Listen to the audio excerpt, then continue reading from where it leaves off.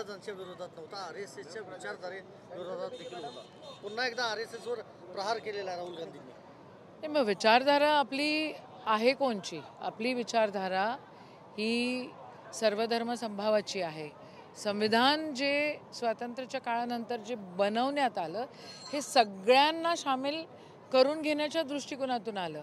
Article 14 is equality before law, equal protection of law. ठीक आहे, मग सगळे जण कायद्यासमोर इक्वल आहेत आणि वास्तविकतेमध्ये पण ते इक्वॅलिटी उतरली पाहिजे, याचा हा संघर्ष आहे. इतके वर्ष तर तो संघर्ष चालला. आता त्या गोष्टीमध्ये भेदभाव आणायचा मोठा प्रयत्न होतो आहे. तो भेदभाव नाही आला पाहिजे हे आम्ही काँग्रेस म्हणून त्या ठिकाणी आमचं कर्तव्य आहे आणि आम्ही ते करतो. कार्तिक वादळ येत आहे, अख्खं जग म्हणतंय. हो मग आहे कुठं?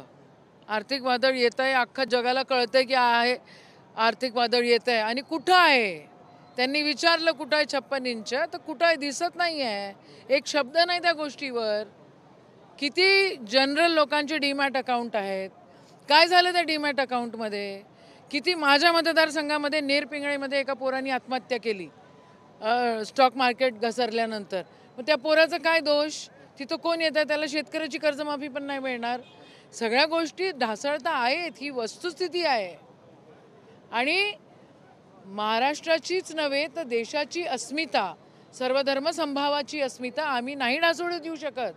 आमचा प्राण गेला तरी चालेल, पण आम्ही त्या गोष्टीसाठी भांडणार, राहणार आणि पक्क होऊन त्या ठिकाणी पुन्हा एकदा इक्वालिटी कशी प्रस्थापित होईल हे बघणार. काँग्रेस हरू शकतं, भाजप हरू शकत नाही, असे अनेक नेत्यांचे हे वक्तव्य आहेत. काँग्रेसमध्ये काही झारीचे शुक्राचार्य आहेत, त्यांना कसं बाजूला काढणार?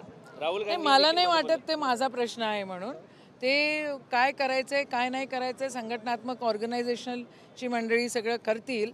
पण जी आत्तापर्यंत टिकून आहेत ती त्या विचारधारेमध्ये टिकून आहेत आणि एकदम कोणालाही असं बाजूला कोणीच काढत नसतं. आम्ही तर काढतच नाही. ते RSS भाजपमध्ये होत असेल. राजस्थानच्या विरोधी पक्षनेत्याला मंदिरामध्ये जाऊ दिलं नाही अशा पद्धतीचं आज राहुल गांधी असतील किंवा मल्लिकार्जुन खरगेंनी सांगितलं. महाराष्ट्रामध्ये देखील जे खासदार होते भाजपचे, वर्ध्याचे खासदार, त्यांनाही रामदास तडसांनाही मंदिरात जाऊ दिलं. मग हेच आहे ना, ही जी धारणा, विषारी धारणा जी फैलवत आहेत कट्टर हिंदू आणि कट्टरपंथी जे स्वतःला म्हणून घेत आहेत, ते नाही, ते घातकच आहे. आपल्याला सगळ्यांना, सर्व धर्मांना, सगळ्या रंगांना, सगळ्यांना सोबत घेऊन चालायचं आहे आणि तोच खरा धर्म आहे.